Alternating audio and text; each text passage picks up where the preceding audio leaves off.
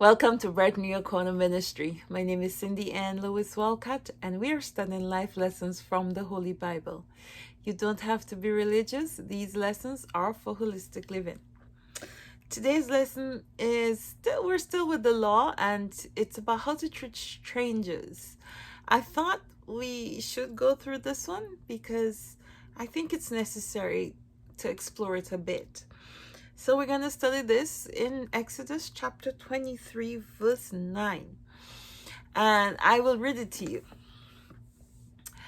And thou shalt not oppress a stranger, for ye know the heart of a stranger, seeing ye were strangers in the land of Egypt.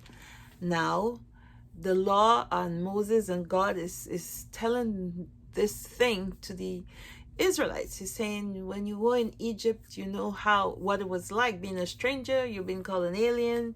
You've been oppressed because you were doing well as a stranger to this place, and so on. I know we have to tell our kids, beware of strangers. That's a different story.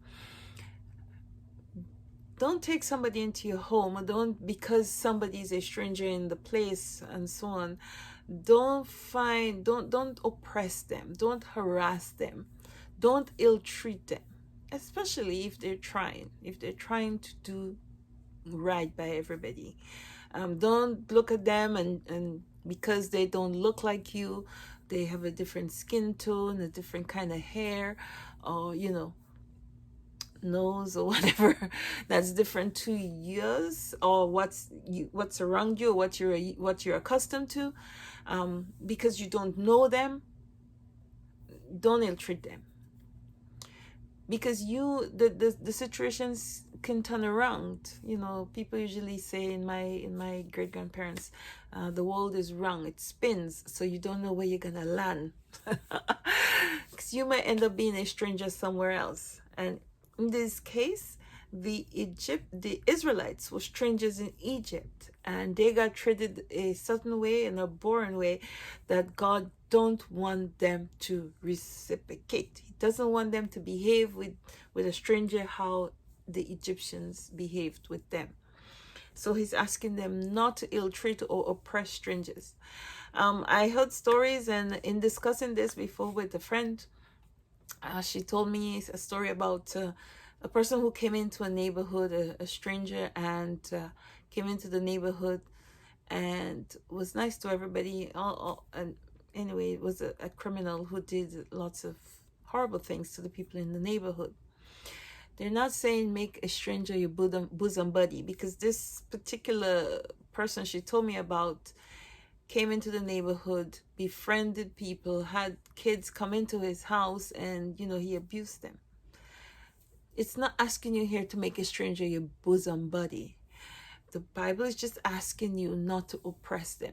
So don't do things like, I also had another story I heard from a teacher who, in the early days in Toronto, they didn't want Jews and blacks and so on in certain neighborhoods.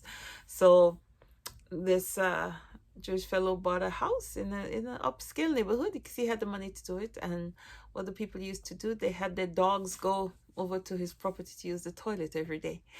So the Bible's asking us not to do this. If you don't like the neighbor you have, maybe move. If you don't want to move, put up a fence. But don't oppress the neighbors and or the strangers that's amongst you, within your gate, or even in your house. If you're renting your property to somebody, and I've been told this story by lots of young people who come and they're trying to make it, and sometimes they may not have the money on time every time, and the landlord does something like cut off their heat, which is illegal, or the water and stuff. Don't oppress people because you don't know them, because you don't like them, because they're strange to you. You never know where you're gonna end up. You can end up being the stranger among them in the future. So treat people how you want to be treated. That's basically what the Bible's saying here.